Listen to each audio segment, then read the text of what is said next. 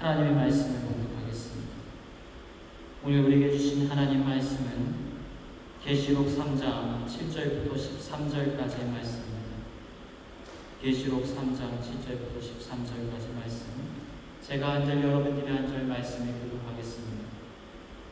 필라델피아 교회의 사자에게 편지하라. 거룩하고 진실하사 다윗의 열쇠를 가리시니 곧 열면 닫을 사람이 없고 닫으면 열 사람이 없는 그가 이르시되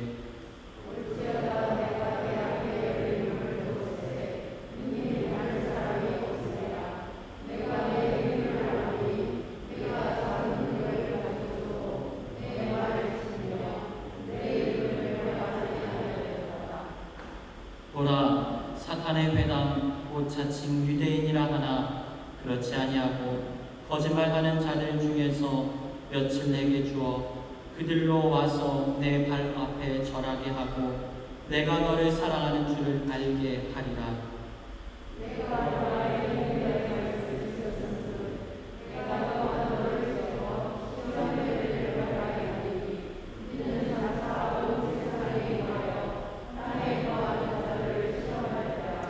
내가 숲이 오리니 내가 가진 것을 굳게 잡아 아무도 내 멸류관을 빼앗지 못하게 하라.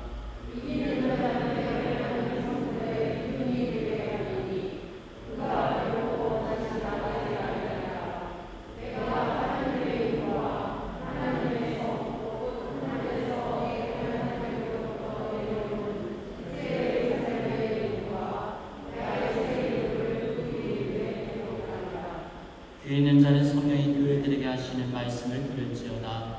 아멘. 모두 자리에 앉으시겠습니다.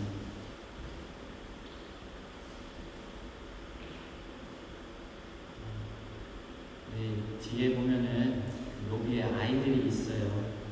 근데 이 아이들이 말씀에 접촉되는 것이 상당히 중요하다고 생각합니다. 그래서 제가 고민하다가 어린이 부서에 아이들을 꽁꽁 감추어 놓는 것보다는 조금 시끄럽더라도 분주하더라도 우리 아이들이 이곳에서 함께 뛰놀고 예배의 그 은혜가 함께 전달되기를 바라는 마음에서 우리 아이들 이렇게 불러 모았습니다. 간혹 이 유리에 비쳐서 아이들의 그 모습이 드러오기도 하고 아이들이 뭐 눈을 두드린다고 해도 여러분은 그 예배에 집중해 주시고 기억날 때마다 우리 아이들을 위해서 함께 기도해 주시길 바라겠습니다. 오늘 아이들을 위해서 수고하는 선생님들과 우리 아이들을 위해서 힘찬 격려의 박수 드리겠습니다.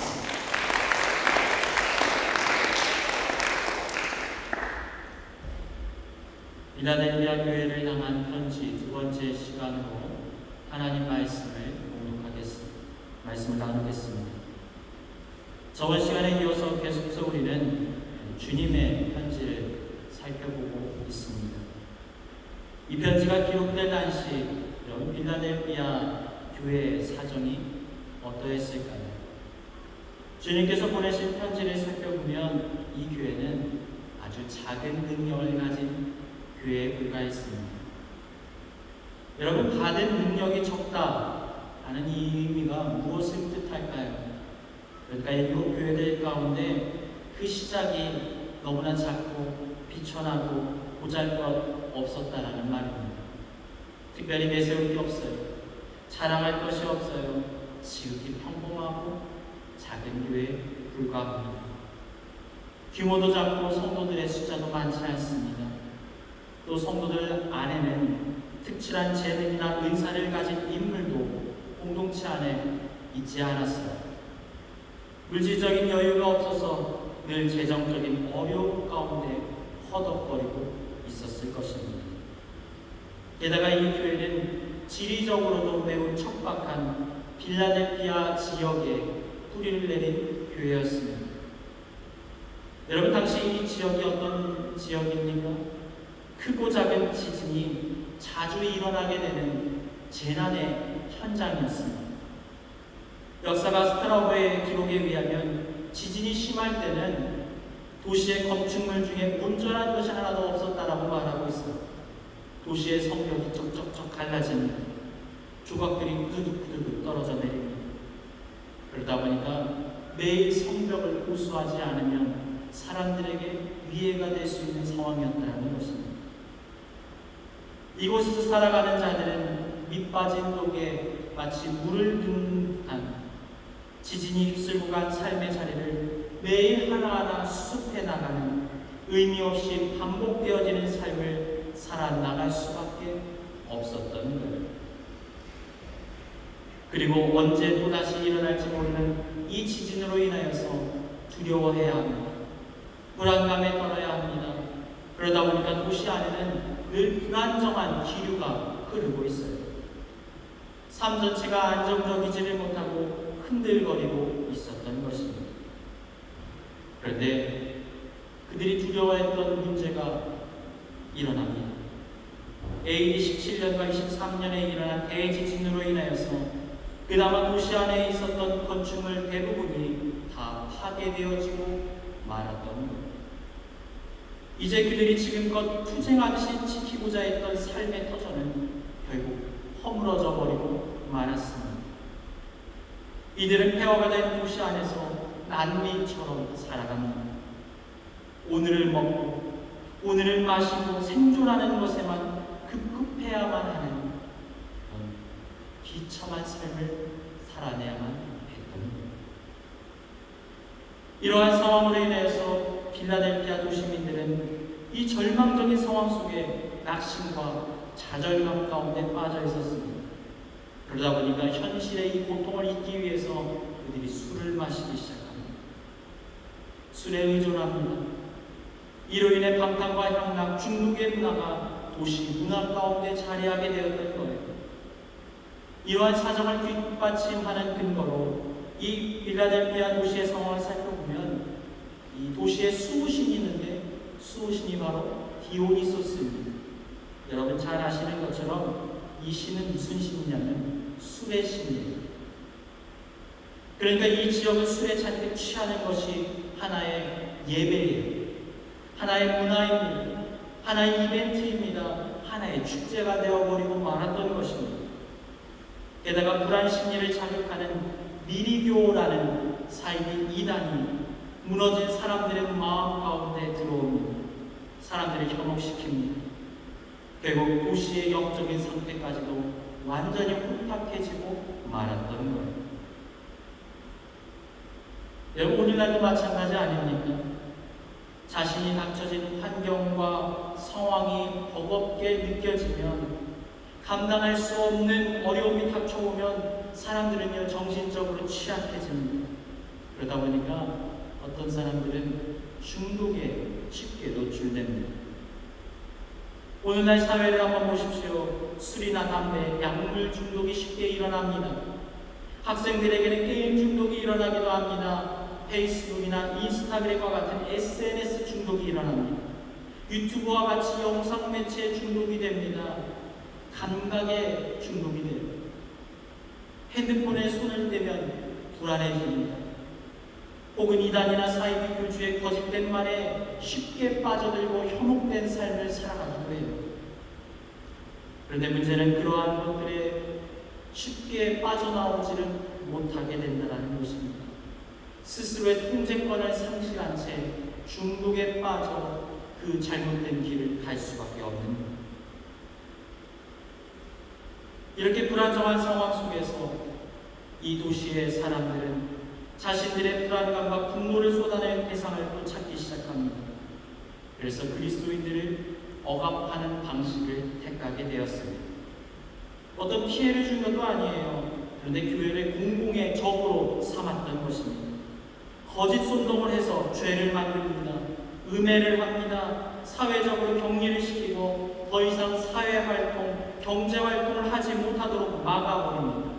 그리고 성도들을 잡아 죽이기까지 하는 거예요. 여러분 어쩌면 이것이 연약한 인간의 민낯입니다. 문제의 상황에 닥치고 정신적인 압박을 받게 되면 여러분 사람은 본능적으로 자신이 가진 분노와 울분의 감정을 쏟아낼 대상을 찾기 시작해요. 누군가를 감정의 희생양으로 삼는 것입니다. 그래서 누군가를 비방하고 험담합니다. 불만을 쏟아냅니다. 부정적인 말을 옮깁니다. 쉽게 언성을 높이고 공격적으로 사람을 대하기도 합니다. 때로는 그룹을 만들어서 특정한 누군가들에게 힘을 과시하기도 합니다. 여러분, 우리가 사는 세상을 한번 진단해 보십시오. 사회가 불안정하고 개인의 삶이 불안하다고 느껴지면 이러한 현상들이 쉽게 일어나요. 여러분, 또 역사적으로도 한번 살펴볼까요? 사람들의 심리를 이용해서 때로는 정치적으로 이용하기도 합니다. 여러분, 인류의 역사 가운데 수없이 많은 희생양을 내었던 학살과 같은 일들이 왜 일어났을까요? 꼭 이런 혼란에 빠져있는 사람들을 선동해서 분노의 감정을 표출하게 만드는 거예요. 그래서 아무런 거리낌이 없이 사람들을 잔인하게 살해하기도 합니다. 결국 사람의 내면의 문제가 이 문제 상황에 부딪히면서 표출되어진 것이죠. 그런데 문제는 이러한 분노의 감정이 주변의 다른 사람들뿐만 아니라 내가 사랑하고 내가 속한 공동체를 파괴하고 심지어 나 자신을 부서뜨릴 수가 있다는 겁니다. 결국 이러한 도시의 희생양이 되어버린 빌라델피아 교회 성도들은 큰 고통과 괴로움 가운데 머물러 있을 수밖에 없었습니다. 이러한 상황 속에서 믿음을 지키고 교회로 살아간다는 것은 너무나 힘겨운 일이에요. 아무리 구원받은 은혜와 감격이 가슴 절절히 흐른다고 해도 이 절망적인 상황을 내다보면 탄식이 절로 나올 수밖에 없는 거예요.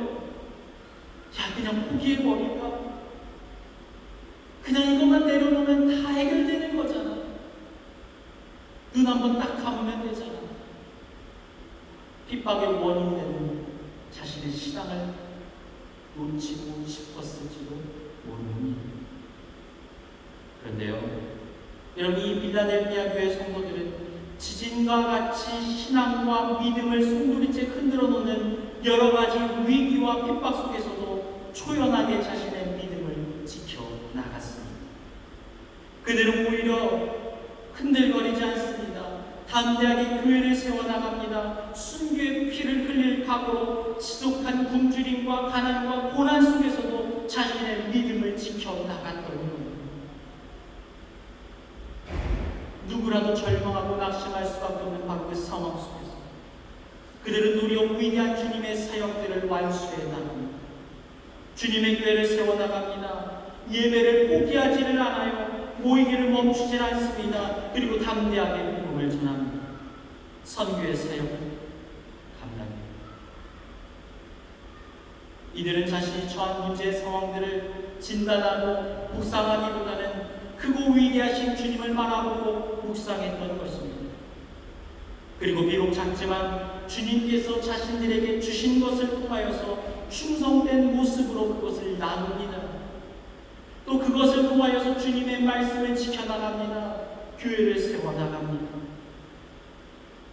그리고 무엇보다도 이들은 주님의 말씀을 지켜나가는데 그들의 이름에 걸맞는 것처럼 그들이 열심히 사랑을 해나갑니다.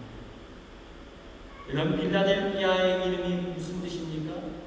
필레오와 아델포스의 합성을 하고 있죠. 형제 사랑이라는 의미를 담고 있다는 겁니다. 그들은 하나님을 사랑하고 공동체를 사랑합니다. 온갖 핍박과 환난 속에서도 신앙을 지키며 주님을 사랑합니다. 하나님 앞에서 주변의 이웃들을 사랑으로 품어나갑니다. 심지어는 자신의 분노의 대상으로 삼았던 사람들까지도 사랑으로 녹여나가기로 결단됩니다. 결국 이들의 행위로 인하여서 이 작은 빌라델피아 교회가 주님 앞에 큰 칭찬을 받게 되었던 것입니다. 성경은 이렇게 말씀합니다. 마가복음 12장 30절부터 31절 우리가 한번 읽어볼까요? 시작.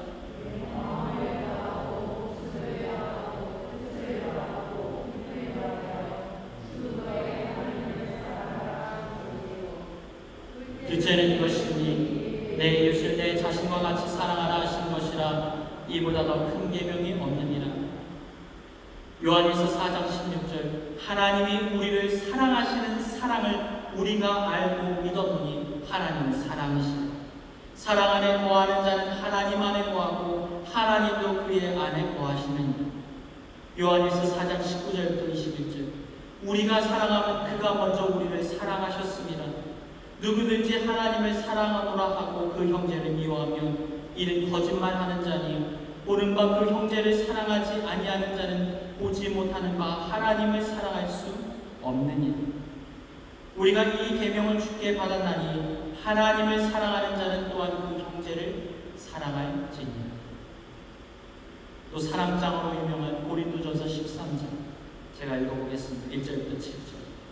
내가 사람의 방언과 천사의 말을 할지라도 사람이 없으면 소리나는 소리와 울리는 꽹과리가 되고 내가 예언하는 능력이 있어 모든 비밀과 모든 지식을 알고 또는 산을 옮길 만한 모든 믿음이 있을지라도 사랑이 없으면 내가 아무것도 아니요.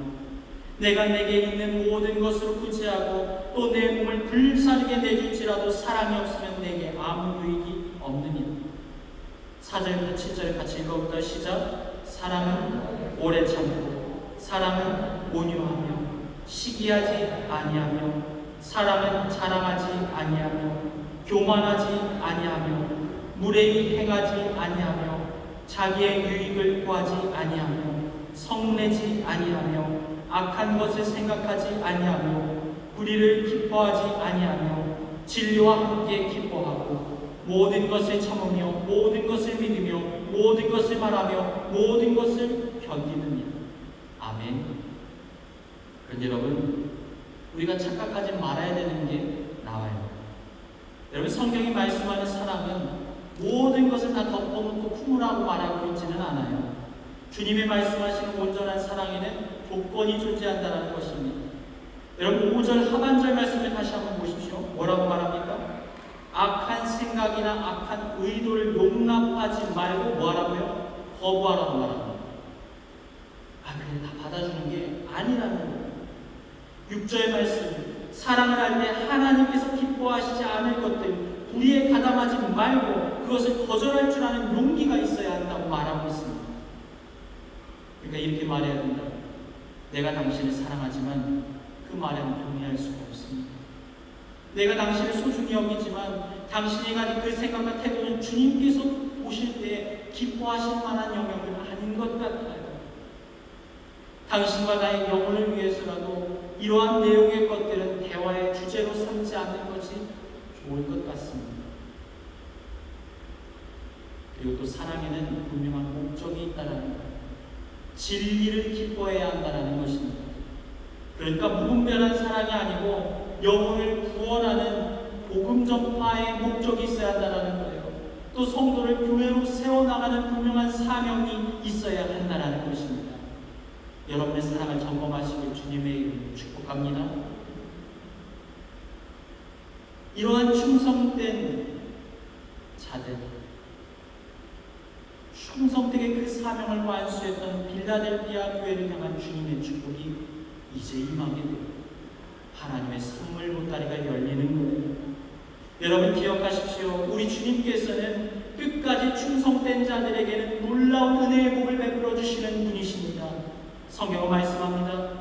그런즉 너희는 먼저 그의 나라와 그의 의를 구하라. 그리하면 이 모든 것을 너희에게 더하시리라. 믿으시기 주님의 이름으로 축복합니다. 그렇다면 여러분, 이 빌라델피아 교회가 받은 축복이 무엇입니까?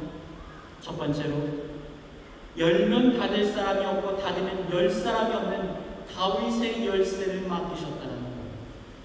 7절부터 8절. 빌라델피아 교회 사자에게 편지하라. 거룩하고 진실하사 다윗의 열쇠를 가시니 곧 열면 닫을 사람이 없고 닫으면 열 사람이 없는 그가 이르시되 올지어다 내가 내 앞에 열린 문을 두었으니 능히 닫을 사람이 없으니. 여러분, 이 편지의 서두를 살펴보면 주님께서 다윗의 열쇠를 들고 등장하십니다. 짜란. 왜 주님께서는 이 다윗의 열쇠를 들고 등장하신 것일까요? 주님께서 이 빌라델피아 교회 성도들에게 맡기기 위함이었다는 것입니다. 여러분, 이 다윗의 열쇠는 본래 구약의 이사야서에 등장합니다. 이사야 22장 22절. 내가 또 다윗의 집의 열쇠를 그의 어깨에 두리니 그가 열면 닫을 자가 없겠고 닫으면 열 자가 없으리라. 원래 하나님의 사람 엘리야님에게 주셨던 것인데 이제 신약에 이르러서는 빌라델비아 교회 성도들에게 주시는 메시지인 거예요. 여러분, 이 다윗의 열쇠는 크게 두 가지 영역에서 영향력을 미칩니다. 하나는 세상의 영역이에요. 또 하나는 영적인 영역입니다. 여러분, 세상적인 영역에서는 모든 것이 잘되고 형통한 은혜가 임하게 되어지는 것을 의미합니다. 다른 사람들은 안 된다고 말려요. 아유, 그거 손대지 마. 고개를 저어요. 그런데 이 열쇠를 가진 사람은 손을 대는 것마다 복되게 만들어 주시는, 막힌 것이 열리는 하나님의 축복이 임하게 되어지는 것입니다. 사업이나 직장을 가진 사람들에게는 이상하리만큼 모든 길들이 척척 열리게 되는 거예요. 필요한 사람이 딱딱 붙습니다. 안 되는 환경이 갑자기 열립니다. 어제까지만 해도 안 되는 것이 오늘부터는 법이 바뀌어서 문제가 안 된대요. 이전에 담당자는 깐깐하고 까다로워서 안 된다고 했는데 그것을 가지고 문제 앞에 하나님 앞에 부르짖었더니 갑자기 담당자가 바뀌더니 아무 문제가 없다고, 괜찮다고, 해보라고 권면하는 거예요. 사람들이 안 된다라고 말립니다. 뜯어 말려요. 그런데 내가 하면 이상하게 됩니다. 사람들이 말해요. 레드오션입니다. 과부하 상태예요. 이제는 더 이상 기회가 없어요. 비집고 들어갈 틈이 없습니다라고 말해요. 그런데요, 그게 아니에요. 우리 하나님께서 때로는 어떻게 일하시냐면 모든 사람들의 눈을 다 가려놓고 누구도 찾지 못하도록 그것을 감추어 놓으십니다. 그리고 다윗의 열쇠의 복을 가진 사람이 그곳에 머무는 순간 감추어져 있던 것들이, 묶여있던 것들이 갑자기 끌어지고 발견되게 하시는 거예요. 이를 진행하는 데 있어서 순풍의 독단배처럼 순적하게 하나님의 역사가 일어나기 시작합니다. 꼭 필요한 일꾼, 내가 원했던 사람들이 함께 도와줍니다. 문을 열면 기다렸던 듯이 손님들이 우르르 쏟아져요. 아니, 문을 열기 전부터 손님들이 가게 앞에서 줄을 서서 기다리고 있습니다. 그러니까 물질이 열린 문을 통해서 쏟아져 들어오는 거예요.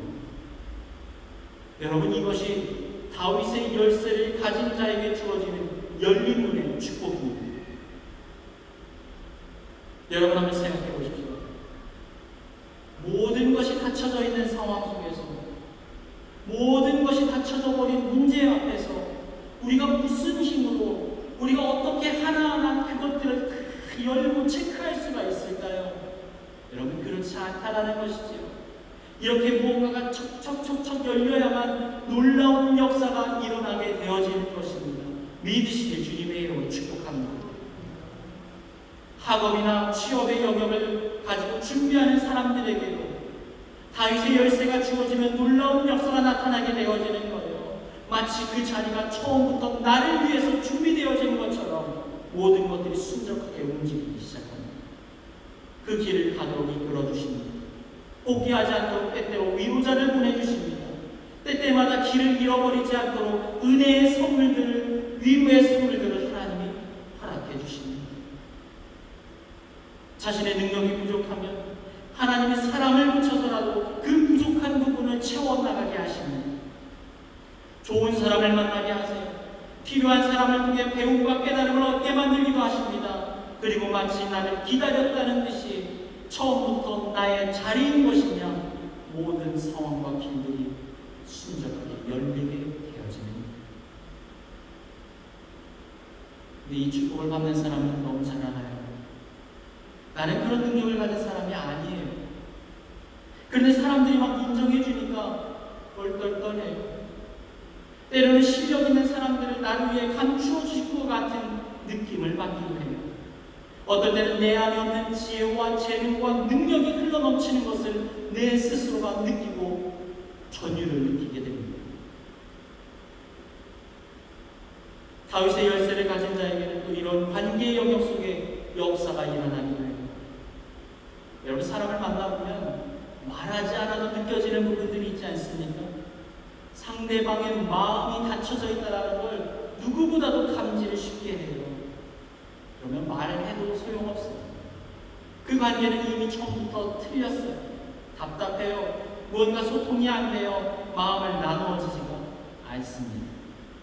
그런데 여러분, 다윗의 열쇠가 주어지면 주님의 은혜를 통하여서 상대방의 강팍한 마음을 열어버리는 거예요. 닫힌 마음이 열려버립니다. 어그러진 관계들이 서서히 회복이 되어집니다. 여러분, 한번 이렇게 주님께서 여신 문은 누가 억지로 닫으려고 해도 닫을 길이 없습니다. 하나님의 은혜의 복이 마음껏 쏟아져 내리게 되어지는 거예요. 차고 넘치게 삶의 자리 가운데 은혜의 기름 부심이 넘치게 되는 것입니다. 근데 그뿐만이 아니에요. 나뿐만 아니라 주변의 사람들까지도 하나님의 은혜의 역사를 함께 체험하게 되어집니다. 내가 기도하면 주변의 사람들의 묶인 것들이 풀어지기 시작해요. 그러면서 함께 은혜의 역사가 그 사람을 통하여서 기름 붓듯 흘러가게 되어지는 것입니다. 당연히 가정 안에서 자녀들이 잘되고 복되고 형통한 은혜가 흘러가게 되는 거예요. 여러분, 야곱의 말년을 한번 보십시오. 기나긴 흉년으로 인해서 야곱이 이집트의 파로에게 자신의 몸을 의탁하였습니다. 그런데 야곱이 왕 앞에 서자 그가 굽신거리는 것이 아니라 오히려 당당합니다. 그리고 그가 파라오 앞에서 주눅들지 않고 도리어 그에게 축복을 해요. 나 때문에 네가 큰 복을 받게 될 것이다. 그렇게 말하고 있습니다. 창세기 47장 7절, 요셉이 자기 아버지 야곱을 인도하여 바로 앞에서 서게 하니 야곱이 뭐했다고요? 바로에게 축복했다는 거예요. 10절, 야곱이 바로에게 축복하고 그 앞에서 나오니 한나라 왕을 일개 노인이 축복합니다. 이 축복권을 삽니다. 야곱은 자신이 이러한 열쇠를 가진 존재, 축복권을 지닌 존재라는 사실을 너무나 정확하게 알고 있었던 거예요. 사랑하는 여러분, 이것이 다윗의 열쇠를 받은 사람들이 누리게 되는 축복이고 은혜입니다.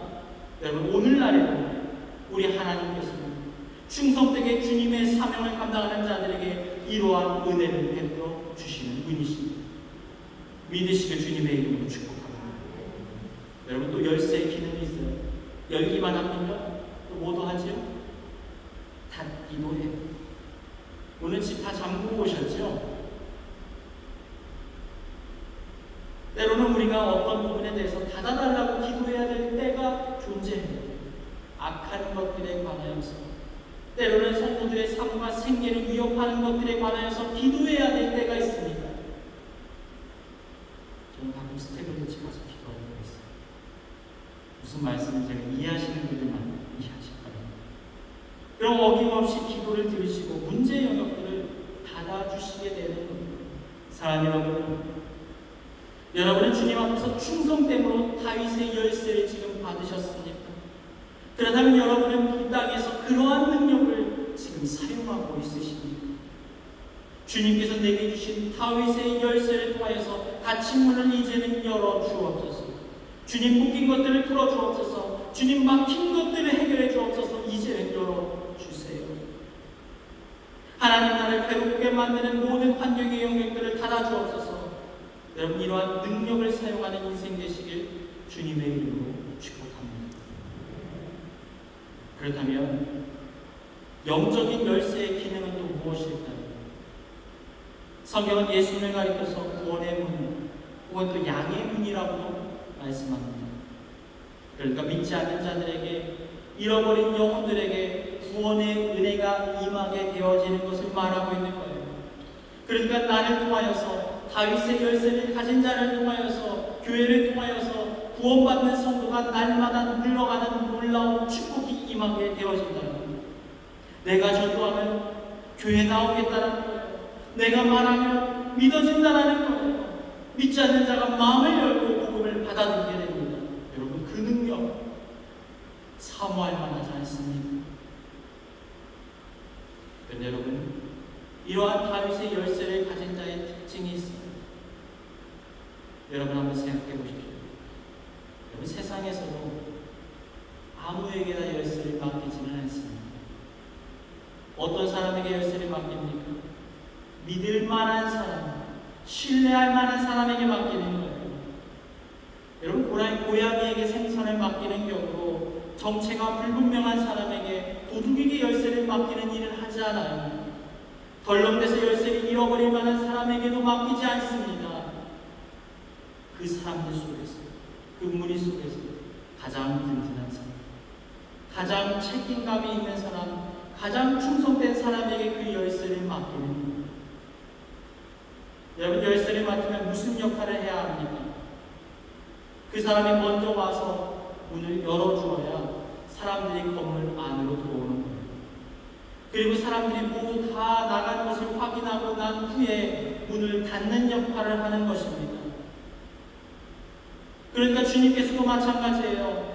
제일 믿음직스러운 사람, 제일 처음에 와 있고 제일 마지막까지 남아 충성되게 그 역할을 감당하는 사람에게 다윗의 열쇠를 맡기는 축복을 주신다는 것입니다. 사랑 여러분, 이것은 주님의 약속입니다. 이것은 필라델피아 교회를 넘어 오늘 작은 일의 충성됨으로 교회로 살아가기 위해 몸부림치는 모든 자들을 위한 은혜의 말씀이라는 거예요. 사랑 여러분, 이제는 교회를 사랑하고 다윗의 열쇠를 받아 누리시길 주님의 이름으로 축복합니다. 두 번째, 역전의 은혜를 베풀어 주셔서 낮아져 있던 자리를 높여주시는 분이십니다. 계시록 3장 9절 말씀 읽어볼까요? 시작.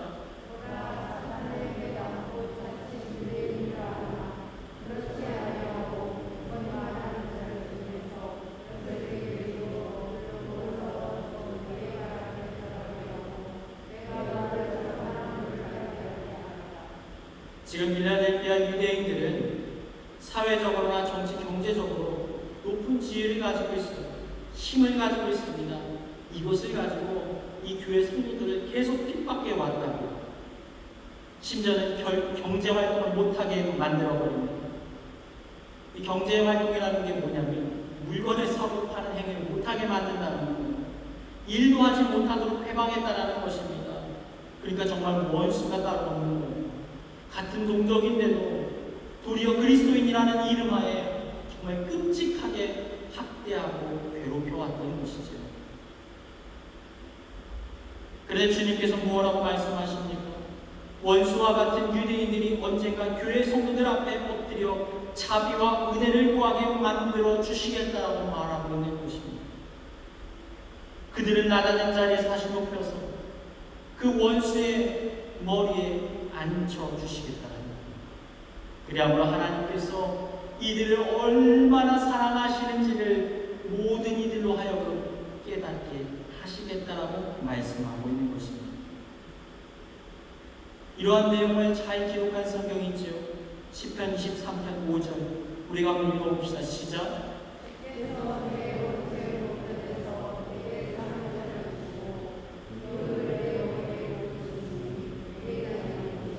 여러분, 이게 얼마나 축복입니까?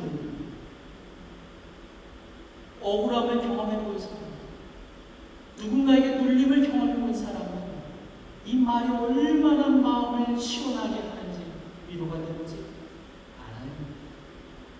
사랑 여러분, 주님 앞에 충성된 자에게는 이러한 은혜가 임하게 되어지는 것입니다. 아무리 삶이 낮아진다 할지라도 그 낮아진 곳에서부터 다시 높이시는 은혜가 임하게 된다는 거예요. 여러분, 성경 속에 등장하는 모든 위대한 하나님의 사람들은 반드시 삶의 어떤 자리 가운데 철저하게 낮아지는 자리가 있었어요. 누구도 발견하지 못할 낮아지는 자리, 감추어진 자리를 살아가야 할 때가 있습니다. 그것을 가리켜 우리가 뭐라고 말합니까? 광야의 시간이라고 말을 하죠. 그런데 어떤 이들은요, 그 자리를 견디지 못하고 사라져버렸을 거예요. 그런데 하나님의 부름을 받은 선택받은 사람들은 주님을 붙들고 그 시기를 묵묵하게 잘 견디어 나갑니다. 마치 죽은 것과 같은 시간들을 버티어냅니다. 그리고 하나님의 선하신 뜻을 바라보고 신뢰합니다. 그리고 언젠가 나를 돌보주시겠지, 언젠가 나를 기억해 주시겠지, 그 소망함 가운데 그 은혜의 자리를 벗어나지 않는 거예요. 그런데 여러분, 아무나 이런 은혜를 누리면 얼마나 좋겠습니까마는 간과해서는 안 되는 조건이 있습니다. 높아지려면 도리어 낮아짐을 경험해야 한다는 겁니다. 그렇게 우리는 인생에 찾아온 뜻모를 문제의 상황 속에서 절망하거나 때론 낙심하거나 포기해서는 안 된다는 것입니다. 때론 자존심이 상해서 혹은 너무 실망한 나머지 주님이 머물기 원하시는 그 자리를 이탈하면 그동안 쌓아올린 모든 것들이 아무것도 아닌 것처럼 흩날려 버려지게 되는 거예요. 도리어 낮아짐을 겪었을 그때 끝까지 견딤으로 언젠가 은혜 가운데 우리를 높으신 그 하나님만을 바라보고 기다릴 수 있어야 한다는 것입니다. 성경의 인물 중에 많은 사람들이 있지만 이러한 낮아짐의 대명사가 존재합니다. 누구입니까? 요셉이죠. 소망이 없고 절망의 연속이던 그의 삶, 자신의 피부치 형제들에게 버림을 받고 충성을 다 바친 주인이 그를 신뢰하지 못하고 자신이 도움을 주었던 사람들에게 잊혀짐을 당했던 요셉이 어쩌면 그 차가운 감옥에서 이렇게 기도하진 않았을까요? 주님, 저를 잊지 말아주세요. 기억해 주세요. 저를 좀 발견해 주세요. 그리고 결국 그는 은혜의 자리에서 이렇게 고백합니다. 창세기 45장 4절에서 5절 우리가 한번 읽어볼까요? 시작. 요셉이 형들에게 이르되 내게로 가까이 오소서. 그들이 가까이 가니 이르되 나는 당신들의 아우 요셉이니 당신들이 애굽의 판자라. 당신들이 나를 이곳에 팔았다고 해서 근심하지 마소서, 한탄하지 마소서. 하나님이 생명을 구원하시려고 나를 당신들보다 먼저 보내셨나이다. 성경 우리에게 이렇게 말씀합니다. 이사야 60장 14절 너를 괴롭히던 자의 자손이 몸을 굽혀 내게 나오니 너를 멸시하는 모든 자가 내 발 앞에 엎드려 너를 일컬어 여호와의 성읍이라 이스라엘의 거룩한 이의 시온이라 하리라. 사랑 여러분, 환난 속에서도 흔들거리지 마십시오. 믿음을 지키기 힘겨운 상황 속에서 더욱 여러분의 신앙을 붙들고 나아가십시오. 더욱 주님의 문대교회에 헌신하십시오. 그리함으로 반전의 은혜, 낮아진 자를 다시 높이시는 그 은혜를 누리시기 주님의 이름으로 축복합니다. 세 번째로, 환난으로부터 친히 지키시고 보호해 주시는 은혜가 임하게 되어집니다. 10절 말씀 읽어볼까요? 시작.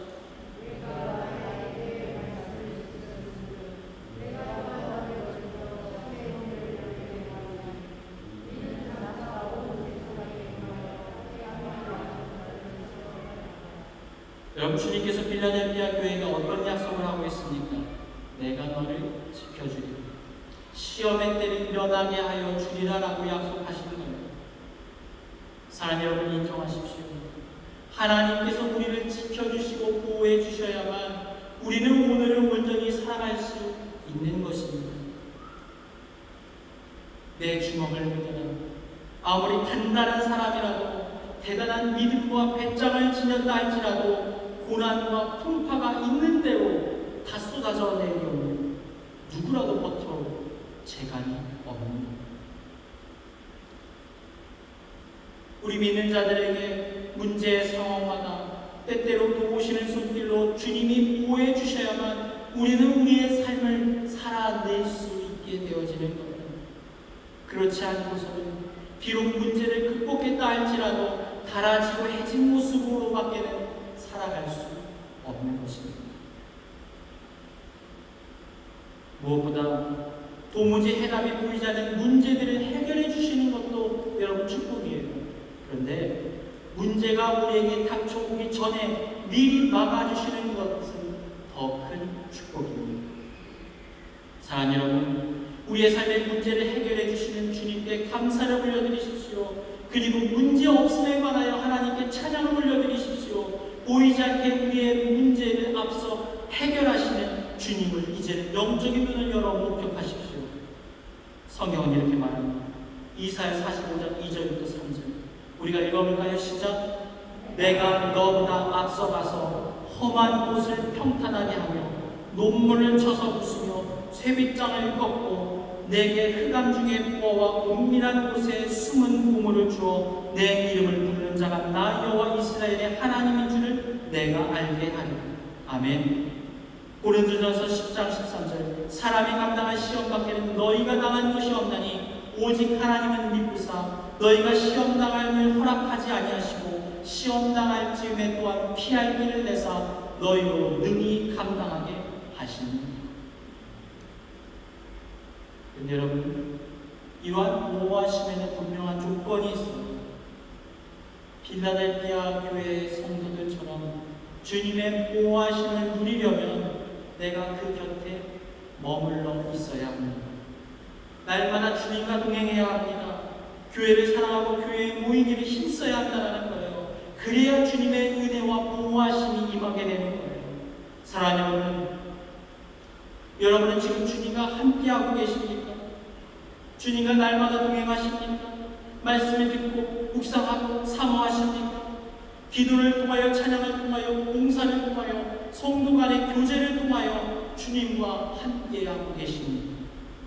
여러분, 이것은 여러분에게 축복입니다. 여러분에게 복이 되는 거예요. 여러분이 그 은혜를 누리게 되어지는 거예요.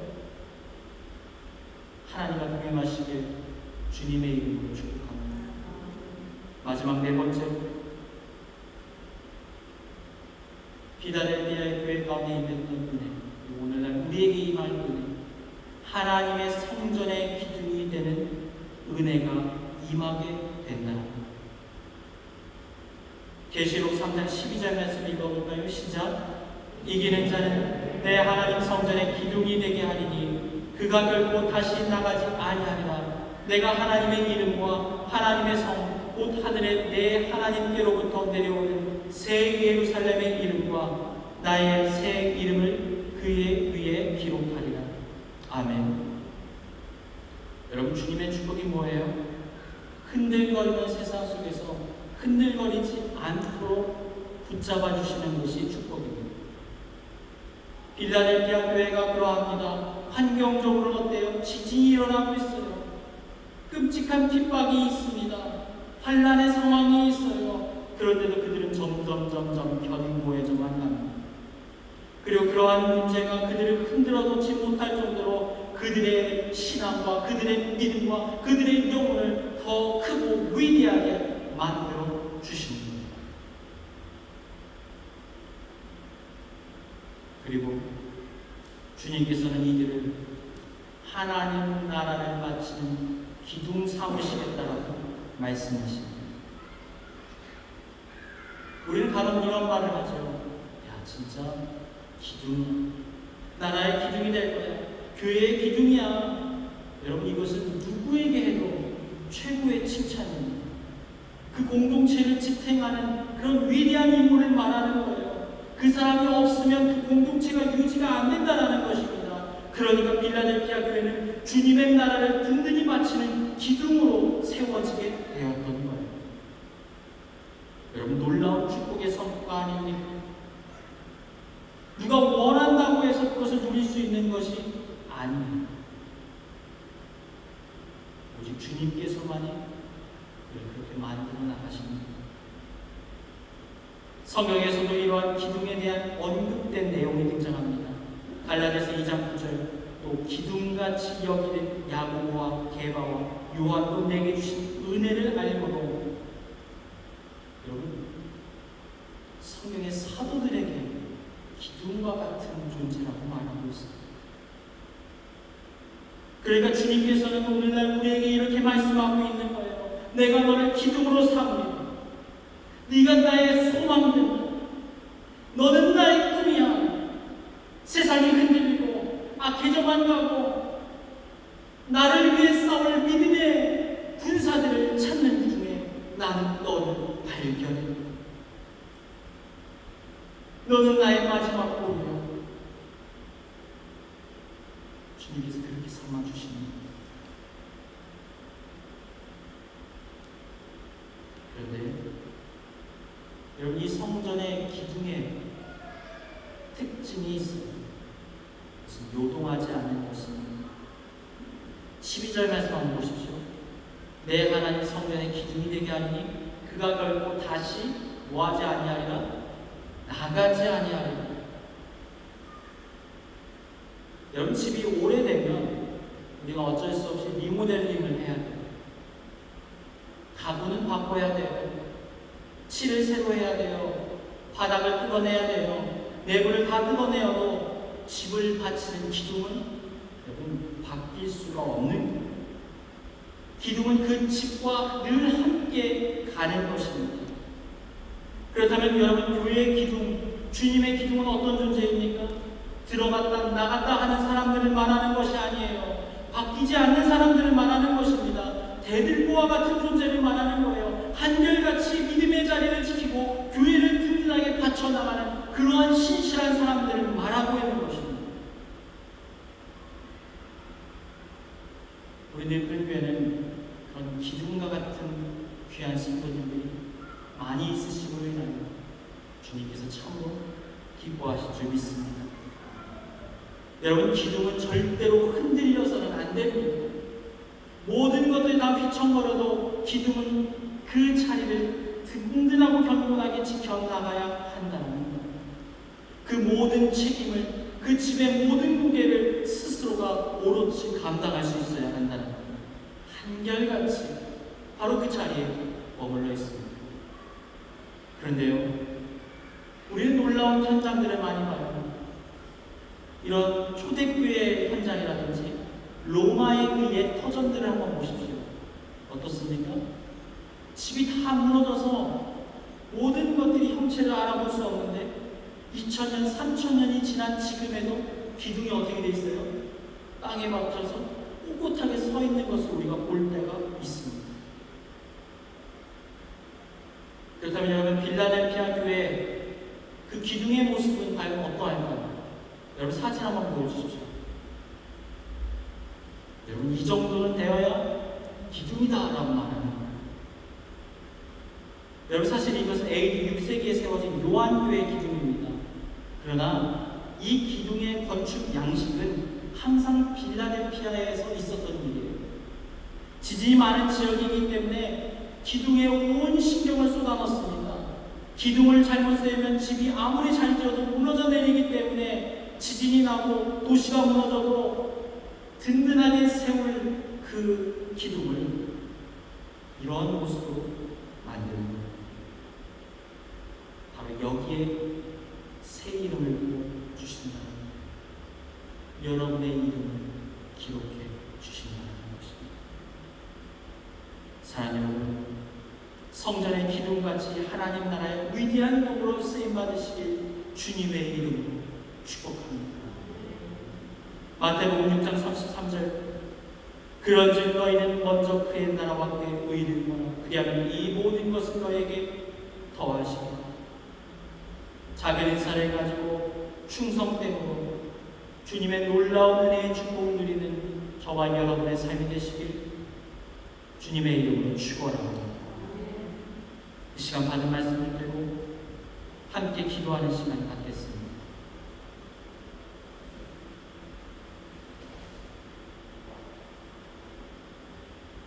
이 시간 기도할 때 우리가 이렇게 기도했으면 좋겠습니다. 주님, 작고 보잘것없는 이 필라델피아 교회, 작은 인사를 가졌던 이 교회를 통해서 주님께서 위대한 역사를 일으키셨던 것을 우리는 목격합니다. 그리고 그들에게 놀라운 은혜의 축복을 부어주신 것을 우리는 보게 되었습니다. 주님, 우리가 빌라델피아 교회처럼 주님의 몸된 교회를 사랑하고 끝까지 충성하는 삶을 살아가게 하여 주옵소서. 또한 내게 주신 작은 은사를 가지고 작은 삶의 자리를 통하여서 정말 충성되고 신실하게 주님의 교회를 세우고 주님을 더욱 사랑하게 하여 주옵소서. 이 시간 다 같이 기도하겠습니다.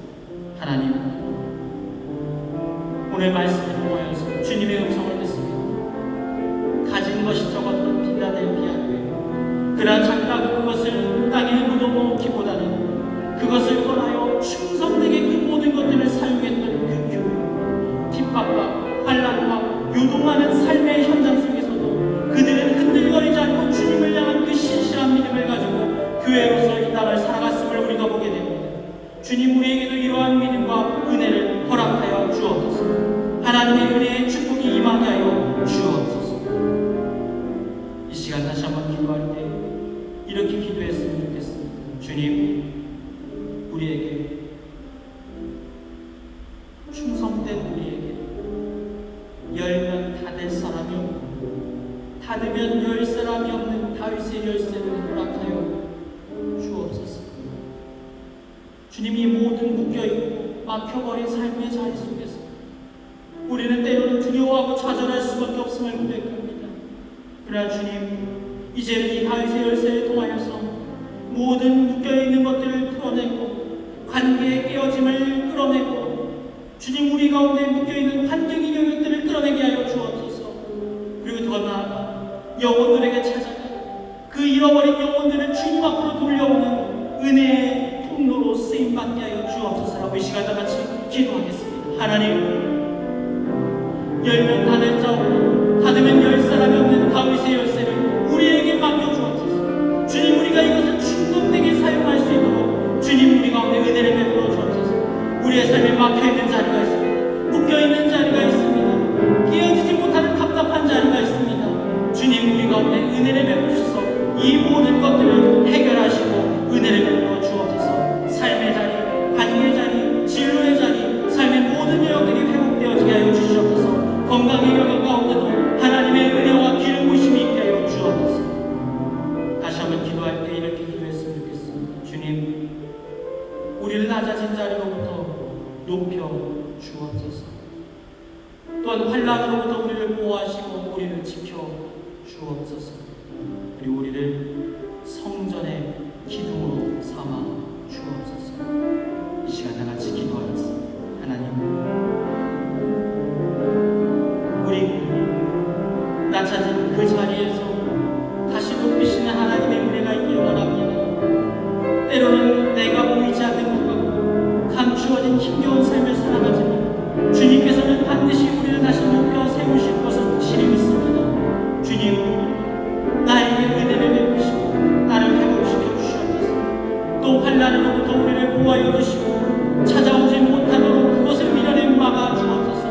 그리고 하나님의 성전의 기둥이 되어 주님의 몸된 교회를 품고 주님의 나라를 세워나가는 사명을 감당하게 하여 주시옵소서. 너는 나의 꿈이야, 너는 나의 소망이야, 너는 나의 기대야 라고 말씀하시는 주님의 음성 가운데 우리가 반응할 수 있도록 은혜를 베풀어 주옵소서. 좋으신 주님, 필라델피아 교회 가진 것이 없고 일곱 교회들 사이에서 교회라고 부르기도 민망한 그 작은 자들을 통하여서 주님은 큰 일을 행하셨습니다. 더 없는 큰 축복을 허락하셨습니다. 주님, 오늘 우리도 필라델피아 교회의 그 심정으로 주님 앞에 나아가며 우리에게 주신 그 작은 은사와 능력을 가지고 주님을 신실하게 섬기게 하여 주옵소서. 충성됨으로 주님 앞에 나아가게 하여 주옵소서. 그야말로 모든 풍성함을 오늘 우리의 삶에 가득 흘러넘치게 하여 주옵소서. 주님, 반드시 그러한 은혜가 우리 가운데 임하게 하여 주옵소서. 예수님의 이름으로 기도드리옵나이다. 아멘. 드려진 예물을 위하여서 기도하시겠습니다. 하나님, 주님 앞에 우리가 빈손으로 오지 아니하고 예물을 드립니다. 이 물질이 쓰여지는 곳에 하나님 나라와 하나님의 영광이 있게 하여 주시고 주님의 나라가 확장되어지는 은혜의 역사가 있게 하여 주옵소서.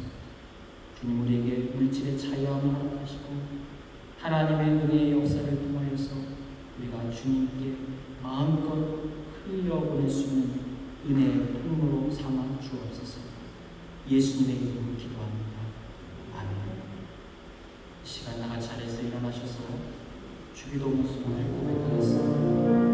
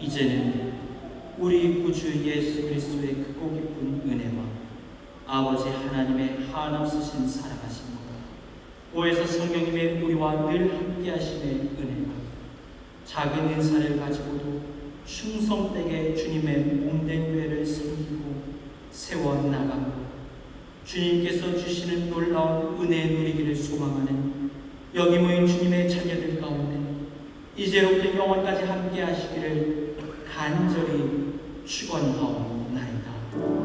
아멘.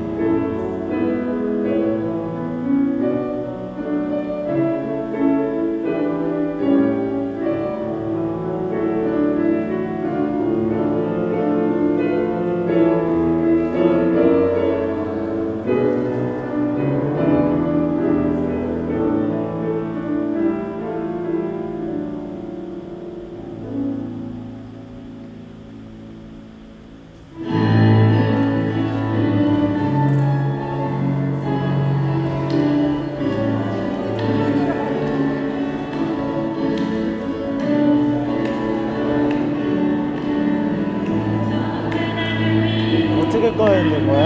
어떻게 꺼요? 그거? 글쎄 그냥 끄면 되는데 뒤에서 그냥 끄면 돼. 이거 눌러야 되잖아.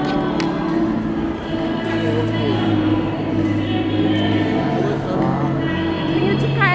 감사합니다. 깜빡 잊어버리고 지나갔어. 아닙니다. 감사합니다. 형 생일이에요? 오늘? 어른 생일이야. Happy birthday. Thank you.